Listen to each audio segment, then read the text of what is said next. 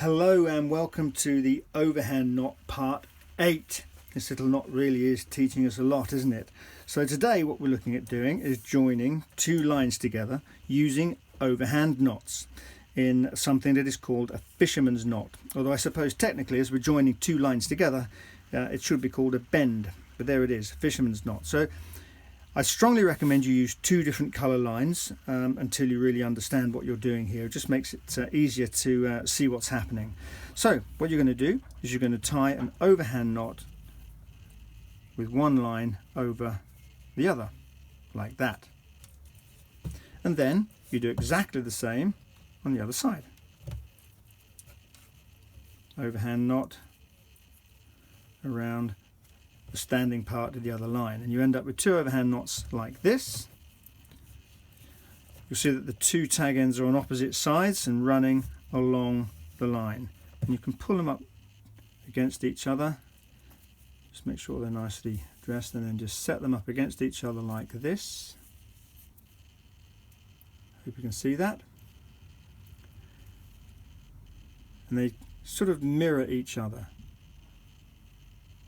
Fisherman's knot, and it's a nice strong way of joining lines like paracord together. If you leave a tag end like this, it's very easy to pull it apart as well.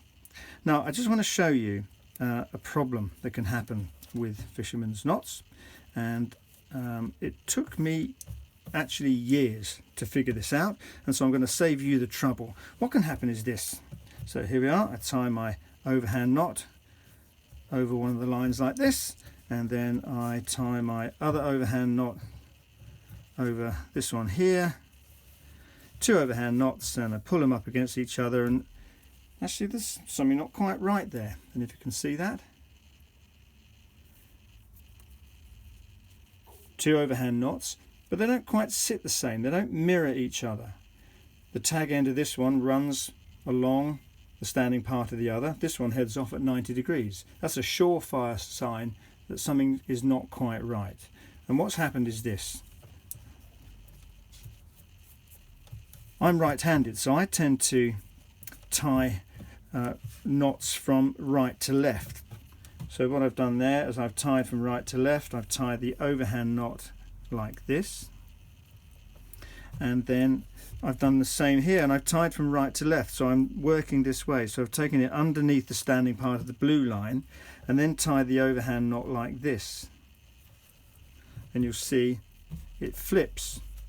What I should have done is gone behind the line like that in order to create a mirror image. In actual fact, if you think about it, the easiest way to do this, to make sure that they're mirror images of each other, is to do this if you have the opportunity. So don't always have the you can't always do this because of the way the rope is presented, but you do overhand knot, and then you flip the whole thing around like this, and you do exactly the same thing like that, and then you've got two overhand knots which slide up against each other, mirrors of one another. Nice and neat, strong fisherman's knot. Just run through that one more time. So you have two lines which you wish to join. You're going to start off by tying an overhand knot over one of the lines. Pull that up gently, and then we're going to do exactly the same thing on the other side. Overhand knot, check that the tag lines are on opposite sides and running in line with the main lines, pull them up against each other, and you'll see that they knit up against each other really neatly, and that's a way to make a nice strong join. Fisherman's knot, a join of two ropes using overhand knots.